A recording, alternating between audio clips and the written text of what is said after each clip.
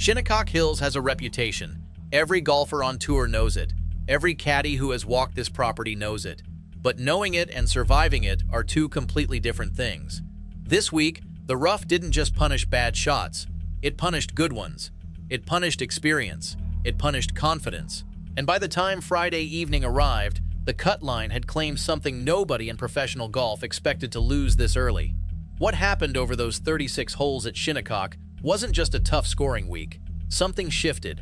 The leaderboard that emerged after the cut looked genuinely wrong, like names were missing that had no business being missing. Fans refreshing the scores were doing double takes. Broadcasters went quiet mid-sentence. Personally, I think what Shinnecock did to this field this week is the most brutal cut line story in years. Do you think any course on the major schedule is more unforgiving than this one right now? Tell me in the comments. And if major championship drama is your thing, subscribe, because this channel covers the stories the highlights packages leave out. Stay with this one, because what we are about to get into genuinely shocked this sport. To understand what happened this week, you need to understand what Shinnecock actually does to a golf ball and to a golfer's mind. The fairways look generous on paper, wide enough to invite aggression, wide enough to make a player think they can attack. That is exactly the trap, because the moment a ball drifts into that fescue rough, even slightly, even by a foot, the hole changes completely. 5 inches of primary rough before it transitions into deep fescue that grabs the hosel, kills spin, and removes any chance of controlling distance or direction. One missed fairway at Shinnecock isn't a bogey situation, it's a crisis. Then add the wind. 15 miles per hour off the Atlantic, sometimes gusting higher, rotating constantly as the routing changes direction hole by hole. Players rarely face the same wind twice in succession. Every club decision becomes a gamble against conditions that shift before the ball even lands. Miss the fairway into that wind, and the fescue holds your ball like a trap with no exit. The greens compound everything, running fast, pitched at angles that punish any approach that misses by 2 yards. A 2-putt becomes a 4-putt. A par becomes a double before you understand what happened. This is the course that was waiting for the field this week. A course that has ended careers on Thursday mornings and humbled champions on Friday afternoons. A course with a specific kind of intelligence. It doesn't beat everyone the same way. It finds the crack in each player's game and applies pressure precisely there. By Friday evening, 4 over par was the cut line, and the list of players who couldn't reach it reads like a who's who of professional golf's biggest names. What that list actually contains is something this sport won't stop talking about for a long time. Here is what made this week genuinely different from a normal brutal major setup. The rough didn't just catch the players who were struggling coming in. It caught players who had every reason to be confident, players with major championships on their resumes, players who know how to handle pressure, how to manage a course, how to survive a tough draw. Shinnecock found them anyway. Think about what 4 over par means at a US Open. It means the USGA set this course up to demand perfection across 36 holes. One bad stretch, one soft patch of decision-making, 1 hour where your swing loses half an inch of path, and you're going home. The margin between making the weekend and watching it from a hotel room was impossibly thin this week, and the players who fell on the wrong side of that margin weren't the ones you would have predicted on Monday morning. Not even close. There were players in this field who had won at Shinnecock before, players who had won US Opens on courses just like this one, players who came in with top 10 finishes at recent majors, players who were considered genuine threats to lift the trophy on Sunday. Every single category got hit. The names behind that statement are the reason this week became a story, and the first one will genuinely change how you remember this tournament. Before we get there, understand one more thing about what Shinnecock was doing to scorecards this week. The rough wasn't just stealing shots, it was stealing confidence. Every time a ball disappeared into that fescue, the player faced a decision that had no good answer. Punch out and accept the dropped shot, or gamble on a recovery that the lie made almost impossible. Either choice cost something, either a stroke or a nerve. By the back 9 on Friday, players who had started the week with genuine belief were making decisions from a place of pure survival. That psychological weight is what separates Shinnecock from almost every other venue on the major schedule. The course doesn't just test your swing, it tests what happens to your swing when everything has already gone wrong and you still have 8 holes to play. Some players handle that weight, Most don't. This week, even the ones the sport expected to handle it were broken by it. The scoring average in the second round was nearly 2 shots higher than the first.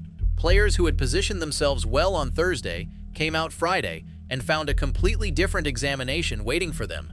Same rough, same wind, same greens.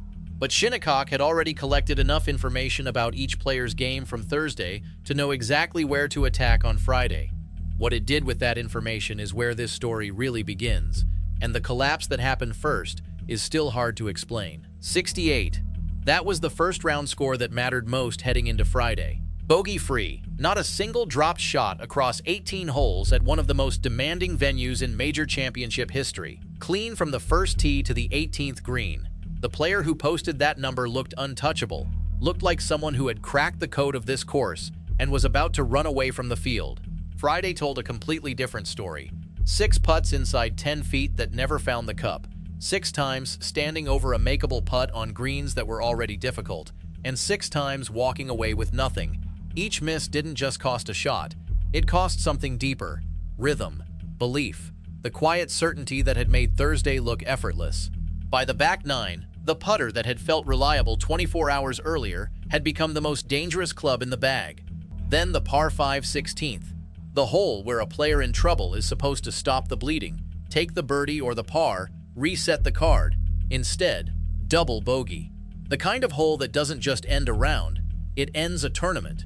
Jon Rahm finished Friday with a 78, 10 shots worse than Thursday, a swing of 10 strokes at the same golf course in the same week. He missed the cut at the US Open, having played 18 holes without a single bogey the day before. Shinnecock didn't beat him with the rough on the fairways. It beat him on the greens, the part of the course he thought he had under control. That exit was devastating. The next one was somehow crueler.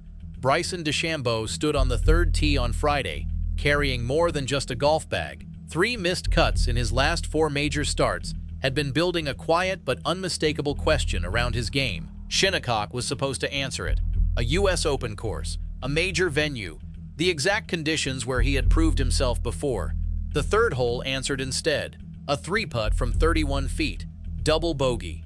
Then the 4th hole immediately after, another 3-putt, this time from 17 feet, another double bogey. Back-to-back disasters before he had reached the 5th tee on Friday morning, and suddenly his tournament was in a place that required a miracle to escape. What followed was remarkable. DeChambeau refused to accept the round was finished. He fought back through the middle of the course, clawing for birdies, refusing to let the card spiral further. By the time he reached the 18th hole, the miracle had almost materialized. 13 feet, a birdie putt to make the cut on the number, 1 putt to survive the weekend. The ball rolled to the edge and stopped. 4th missed cut in 5 major starts. Shinnecock gave him every chance to escape and then took it away on the final green. The rough didn't end his week. 2 greens on Friday morning did, and that is precisely how this course operates. It doesn't always attack the same way. It just always finds you. 2 of the biggest names in the game, gone. What came next made both of those exits feel almost ordinary. Brooks Koepka won the US Open the last time it was played at Shinnecock Hills. 2018. He didn't just win it, he commanded it. He made that course look controllable when the rest of the field was disintegrating. His name and Shinnecock Hills belong in the same sentence for a reason, and when he arrived this week, there was a version of this story where he reminded everyone exactly why. An ulnar nerve injury had been troubling his hand in the weeks before the tournament. He said he was ready. Through 17 holes on Thursday, he looked it. Disciplined, patient, managing the course the way only experience teaches you to. Then, a closing double bogey on 18 sent him into Friday, already 3 over par. The back 9 on Friday finished in 41 shots. The fescue that he had avoided on Thursday caught him repeatedly coming home, each visit into the rough costing him the kind of shot that compounds, not just a bogey but a disrupted rhythm, a changed game plan, a card that started bleeding and never stopped. 10 over par for the tournament. The man who owned Shinnecock in 2018 couldn't survive it in 2026. The rough kept no record of his history here. It collected from him the same way it collected from everyone else. That one stings. The final 2 names on this list hurt for completely different reasons. JJ Spaun carried the defending champion's exemption into this week. His name was on the trophy. 12 months ago, he stood on this exact type of stage and proved he belonged. Thursday at Shinnecock erased all of that context immediately. An opening round of 78, caught in the fescue at critical moments, unable to recover from the lies the rough presented, unable to make enough putts to compensate for the shots the course was stealing. The deficit was too large before Friday even began. The defending champion was eliminated before the weekend. Cameron Smith arrived as the player forecasters quietly believed was built for this week. A wind reader, someone whose short game and course management in moving air has defined his best performances. Shinnecock, with its rotating Atlantic wind and exposed routing, should have suited everything he does well. The front nine on Thursday took 41 shots. The rough on the early holes caught his approach angles before the wind even became a factor, and once the cards started moving in the wrong direction, the confidence that makes Smith dangerous evaporated with it. He finished the tournament having missed 7 of his last 8 major cuts. Not a difficult week, a pattern that is now too consistent to explain away. 5 players, 5 completely different ways Shinnecock found them. Rahm's putter, DeChambeau's greens on Friday morning, Koepka's back 9 in the rough, Spaun's opening round deficit, Smith's front 9 collapse before his supposed advantage even had a chance to show. 4 over par. That was the line, and none of them could reach it. Wyndham Clark leads at 7 under. Fitzpatrick and Schauffele are 4 back. The weekend golf will be worth watching, but the tournament's defining story has already been written in the scorecards of 5 players who flew home Friday night. I'll be covering the weekend rounds right here. If you're not subscribed yet, hit that button now so you don't miss what Shinnecock does next.